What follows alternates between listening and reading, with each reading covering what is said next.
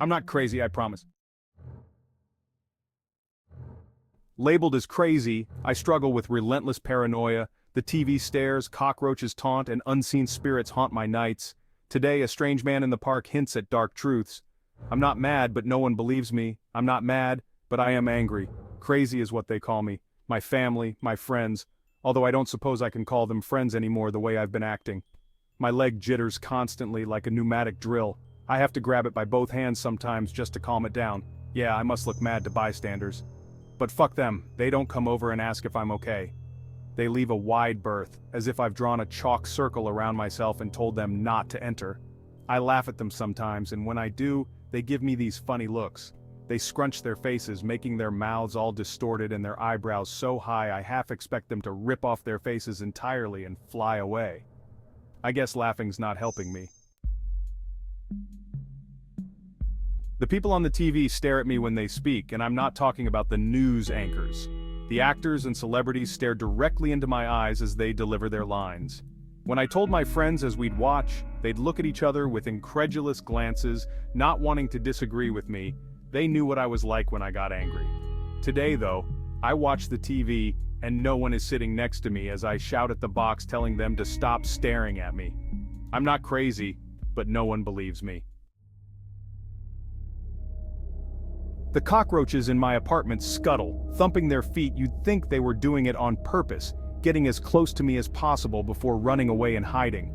A pathetic game to irritate the irritated. They tower over me, 7 feet tall. It's amazing that they are able to scurry into the small holes along my baseboard.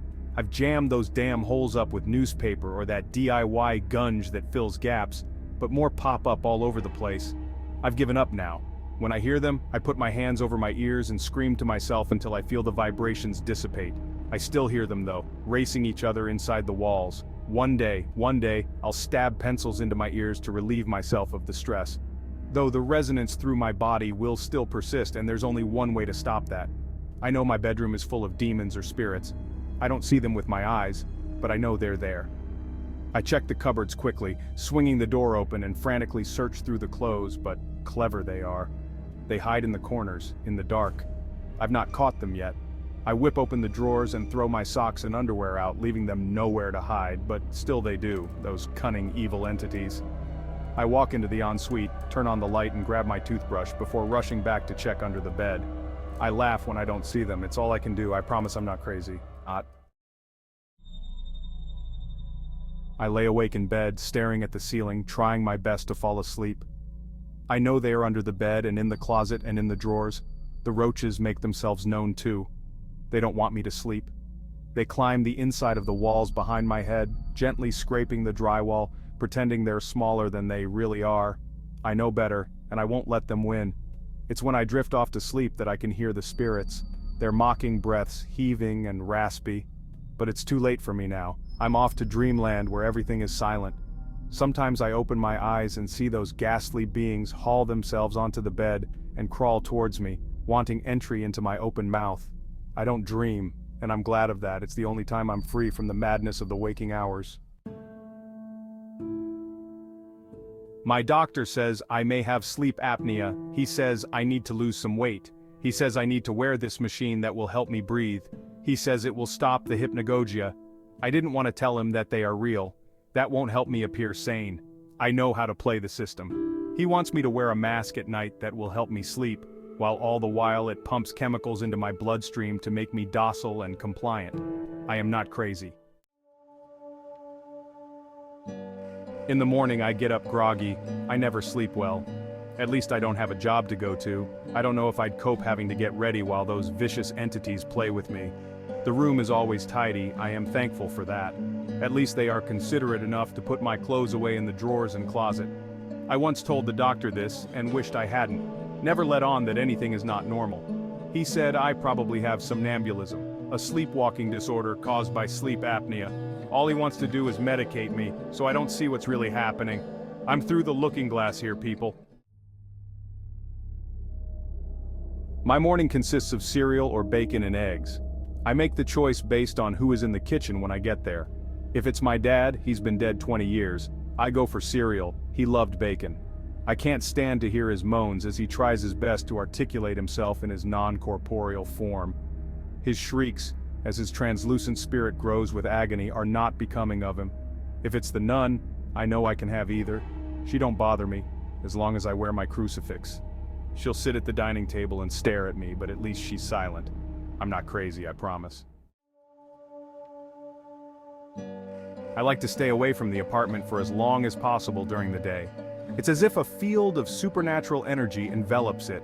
As I walk away, I feel it pull me back, to the point where it's like I'm walking through treacle.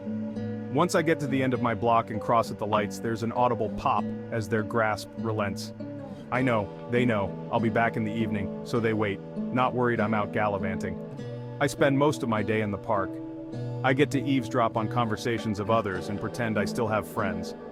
Sometimes it's nothing more than a man telling a woman about his evening. Sometimes it's more exciting, like a woman broaching the subject of divorce with her husband. Whatever it is, I get pleasure from it. I don't feel anxious here. The anger subsides and I can relax. My leg doesn't jitter and my head doesn't twitch. At lunch, I frequent a local bakery where I'm able to get a sandwich, drink, and donut for a reasonable price. I take that back to the park and sit at my favorite bench and listen into more discussions and chatter. Though the last few weeks there has been this man that sits in my favorite spot. He wears a suit that doesn't fit him well. It's obvious to me, but no one else seems to notice. It's the small things. His white cuffs cover most of his hands. His shoes are too big and shiny. I've never seen someone so small with such large feet. His eyes are a dead giveaway, bright white with no pupils to be spoken of. His top hat is as arrogant as it is obvious, though he blends in a way I find remarkable. I've ignored him stealing my spot up until today. Today I sit next to him. I ask him why he is sitting in my seat. He doesn't respond. Instead, he gazes at the others in the park, his head flicking from one side to the other like a lizard. Your suit is a dead giveaway, I say, gesturing at his cuffs. The cufflinks are of coiled snakes. Mechanically, he looks at one hand, then the other. He doesn't even try to adjust them, he's that confident. I lean in. He smells of ash and citrus. See them over there, I say, pointing to the couple I saw earlier. She wants a divorce and he doesn't. I'm intrigued to see what happens. He lets out a long sigh. I can't be sure, but I swear I could hear a slither of a reptile tongue to match his reptilian reflexes. I promise I'm not crazy. We both watch for minutes until the man gets up and points at the woman, shouting so loud we should be able to hear it, but all I can hear is a garble of sounds and words that make no sense to my ears. The man storms off, and the woman begins to cry before holding her head in her hands. I wonder what was said. I want to go over to her and ask, though I know I can't. That's not something sane people do and I need to appear sane. With a lisp, the man next to me announces, he's told her that she won't get anything. He sucks air in, and if I didn't doubt myself, I was sure I saw a forked tongue scatter off into his mouth. He's going to burn their house down, he continued, sucking more air in. Their children are inside. He's going to enjoy it. There it was. The tongue, long and proud, tasting the air in front of us. It was as if he was sampling the woman's desperation and sorrow. How do you know this? I asked. I turned my head to see he wasn't there. I'm not mad, I swear I saw him. I watched the woman cry as I eat my sandwich. She left before I started on the donut. I throw my rubbish in the trash can and could vouch that I heard it thank me. You're welcome, I said, peering into the metal structure. The walk from the park should be enjoyable, but as soon as I cross at the end of my road, I can feel the entities that inhabit my apartment wake. He's coming home. Today is different though. I stop outside my building to see a pest control employee stagger from inside. In the distance I see a fire rage in a townhouse. I wonder if that was the man burning his children. I hope it isn't. I don't wish that on anyone. The pest control man looks spooked. Sorry, are you a resident? Yeah, I say, annoyed he's blocking my way. You can't go up there. We have a situation, he says as he puts his hands on his knees. I need to go home, I say, not wanting to mention the cockroach problem in my apartment. 7, he pants. Feet. Fucking roaches. Before I can push past him and take the elevator to my room, 4 government suits race past, flashing their badges. I need to get to my apartment, I cry. What number is that, sir? 25, I say. They look at each other and nod. That's fine, you can go, but the 3rd and 4th floors are under quarantine. I let out a big sigh and thank them. If you see any cockroaches, let us know. Sure, I say, nodding, knowing perfectly well I wouldn't tell them. I'm not crazy, I promise.